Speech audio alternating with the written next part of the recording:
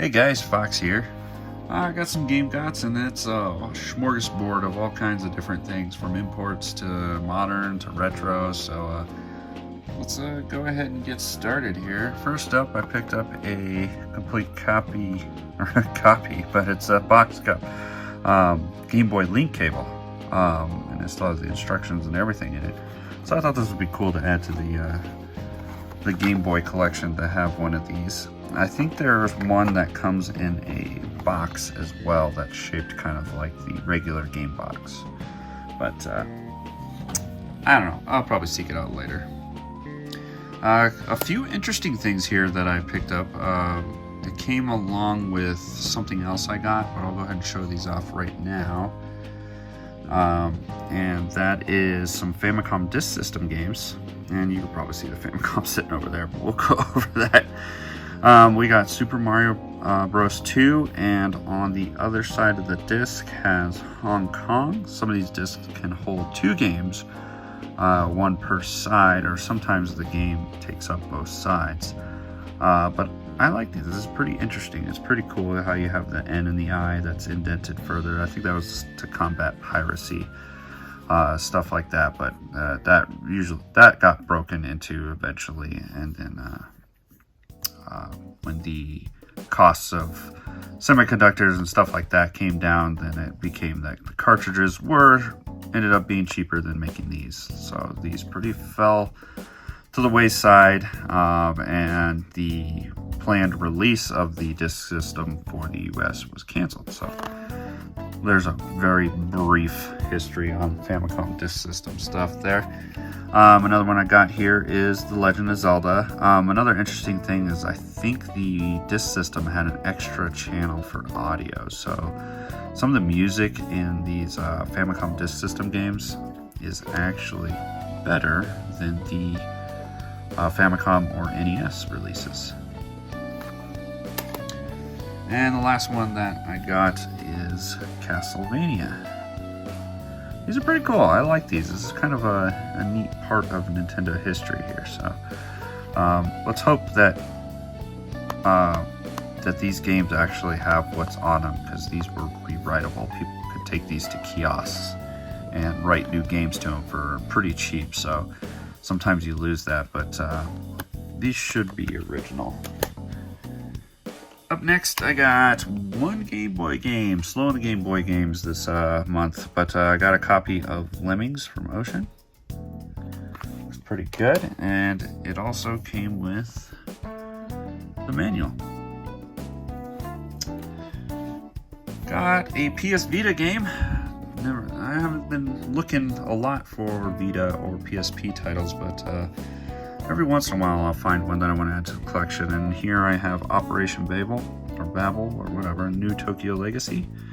I think I played the first entry in this series, and it was Operation, I can't remember what it's called, but it's like a dungeon crawling turn-based RPG, so I like the artwork in these games, and the story is probably pretty mediocre at best, but the combat is pretty fun. So I like my weird RPGs, especially for the handhelds.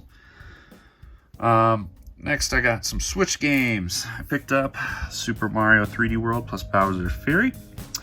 Me and my son are playing this, so it'll take us a while, but we're going to work our way through this, and it should be a lot of fun. A lot of people consider this one of the best Mario games. So, and plus you get the Bowser's Fury, so this is good. I'm happy that I picked that up. It's actually kind of hard to find actually at stores. It sold out pretty quick everywhere, but I found one copy at a Best Buy. I've got Return of the Overden. Finally came out for limited run on the Switch. The art style and the way this presentation of this game really interests me, so I can't wait to pop this in and give it a good go.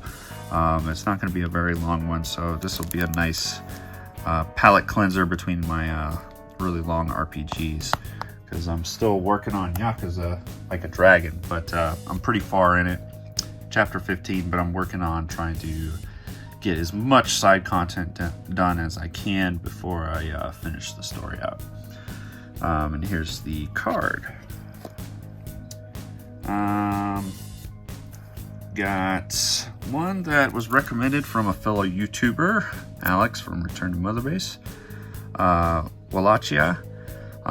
This looked really cool. It's like a Castlevania style game, and this was released by what is it called?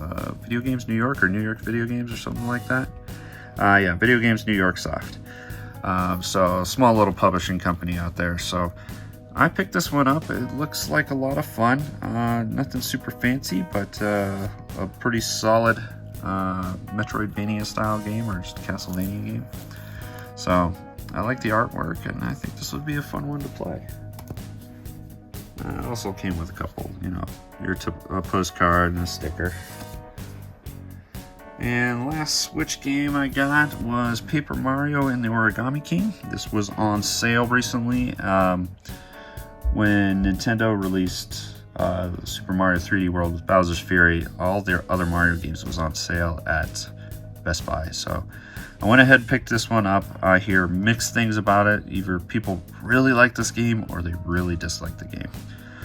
So there's some arguments about the battles where you don't gain experience, so people don't understand why you would have to do them. But I'm gonna give it a go and decide for my own if I really like this or not.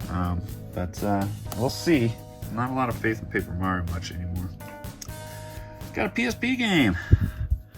I got a dual pack for Mega Man Powered Up and Mega Man Maverick Hunter X. I hear Mega Man Powered Up is a really cool game. It's a pretty much a remake of the original Mega Man, if I remember correctly. So, and I hear it's pretty damn good. So I can't wait to maybe give that a shot. Charge up the PSP. Hopefully it still holds a charge. And Maverick Hunter X, which I've never played. So I like these dual packs. It's pretty cool. This thing is pretty substantial. It's got 2 UMDs and a pretty thick book in it, so it's pretty heavy. Bunch of PS4 titles here. This is something I had to hunt down on eBay because it's a game I've been wanting to add to the collection, but there's one of Limited Run's earlier releases before they started doing the consistent open pre-orders, so no matter what, you could still get the game that you wanted. So I had to go online and pay a pretty penny for this, but not too much. I was able to snag it for about $65, and that's Mystic Bell. A Way Forward game starring a little witch, and it's very Halloween themed. And I like the little sprite work, hand-drawn graphics kind of.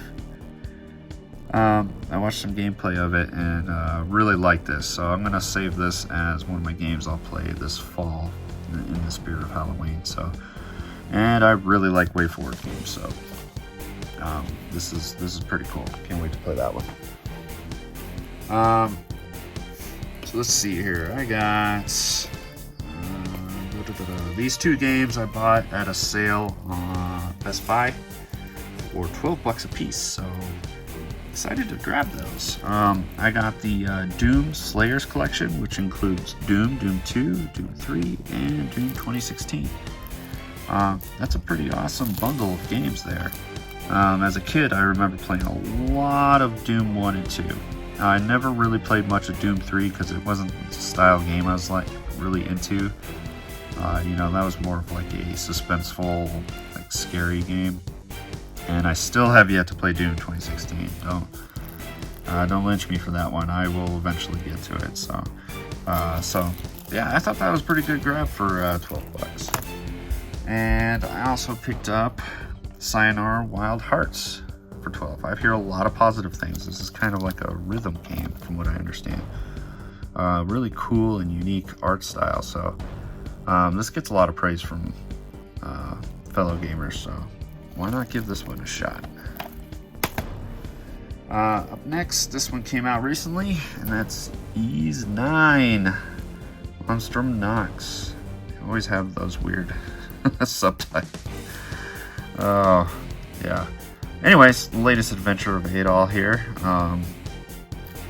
I haven't actually watched a lot of review videos on this one yet, so I'm not sure how well people are liking this one, if they like it as much as 8 or not. But I intend to play it. I intend to play 8 as well. I'm really behind on my Ys games. I've only played a few of them on the PSP, and I really need to get back to playing 8, particularly, probably before I start Ys 9. So I like the Ys games. Picked up my second PS5 game, and this was more of like something I picked up on a whim, and the only reason is because it stars a fox. So Spirit of the North Enhanced Edition, so that just tells me this is just a port. But it's on PS5. It was actually pretty cheap. Includes some skins. Yeah. Anyways, it looks pretty. I'll pop it in, see how it plays. It might be crap, but it was budget priced anyway, so I might have fun with it. I like the art style. I like the way it looks. And I like foxes. Let's hope it goes well. To my surprise, I didn't know that Nintendo opened up their Club Nintendo physical items you can get again. I had no idea. And when I found out, I logged onto there, and I had some points or platinum coins that I could use to get some of this stuff from, you know, the games I've been buying on the Switch and whatnot. And I found one thing that I kind of wanted to get, and it's a whole sticker decal set for Xenoblade Chronicles, the definitive edition. So I thought that was cool. Added to, there's not a lot of Xenoblade memorabilia, so I thought these would be cool to pick up. Will I ever use them? Probably not, so they'll probably stay in here. Whatever, it didn't cost me anything, I just used those coins. My Nintendo 64 was on the fritz. It's a little beat up, it doesn't have an expansion pack in it. And you know, I've been kind of just turned off and I haven't been playing much of it at all. Until I found somebody selling their old N64 with the expansion pack, and it's Jungle Green, the one that I've actually wanted. So here it is, my Jungle Green N64. It's got the expansion pack and everything, including the little door that goes over that. So sometimes that's missing. The guy I got this from was modding the system to RGB, but he never got that far. But he did get it to, he modded it so it can play import in 64 games. So it's that far, and but it looks great. It plays just fine. It's in really good condition. And he also threw in this retro Brit controller, which I really like. So here it is. It's the Jungle Green retro Brit controller. It's just to me a much better version of an N64 controller by far. I mean, this is pretty much a GameCube style thumbstick, but yeah, I played a couple of games on this and it works perfectly. I really like it. I really wish Nintendo would have done it this way. That I still have troubles with the original N64 controller. But anyway, there we go. I upgraded my N64. Now onto the cool stuff here, import stuff. I got a Super Game Boy 2. I've always wanted one of these because I hear it's actually quite a bit better than the original Super Game Boy. There's like some lag issues with or something with the original Super Game Boy, so I wanted to pick this up because apparently that's been fixed on this. But I had some problems with this. I popped this in my analog Super NT because that's pretty much my only way I can play Super Famicom games, unless I bust out the Retron 5, but that's packed away. And this turns on just fine, and the music starts for the Super Game Boy just fine, but whenever I pop a cartridge in here, the cartridge itself plays okay, but I get no sound. So I'm going to try some more cartridges, and I may bust out the Retron just to see. Does the Retron 5 even support this? I'm not sure. I'll look into it some more, but I'm still happy to have that. And lastly, I finally got a Famicom in the box too. Very excited to have this. I've always wanted an original Famicom, and I've always passed on them because sometimes they're asking too much. And I know if you go to Japan, you can find these things dirt cheap. And one of my big things is I really kind of wanted to have the box one. And this thing is complete. And I tested it. Everything works. Did it the old school way of turning my old CRT to channel, I think it was like 95 or 96, and turned it on, and it worked just fine. So I'm very happy about this. And the guy who sold this to me said, hey, I'm gonna just throw in this Famicom disk system. I was like, what? Yes. But he said, I don't know if it works or not because I'm missing the RAM adapter. And I was like, okay, well, whatever. If you're just throwing it in, that's fine. So one thing that's nice that it includes is the power brick, because these things would run off like 6C batteries or something like that. And these were sold separately. So got a power adapter, Famicom disk system here. I'm pretty sure the belt's bad in this thing because when I tipped it over and spilled out some bits of black, dried out pieces of, looks like old belt came out of it. So pretty sure it needs a new belt. I need a RAM cartridge adapter. I'm not sure how much those things cost on their own. I did a quick search on eBay to see if anybody was selling just the RAM cartridge adapter, but I didn't find any on a quick search. And I have a feeling it's just going to be cheaper for me to just either pick up a whole nother one of these that's got a replaced belt and it comes with the adapter, or get a Sharp Twin or something. But I don't know. I'm in no hurry. I know I got those disk system games, but it's okay. They can wait. I got plenty of other shit I got to play right now anyway. So there you have it, guys. Lots of pickups. Thanks for watching.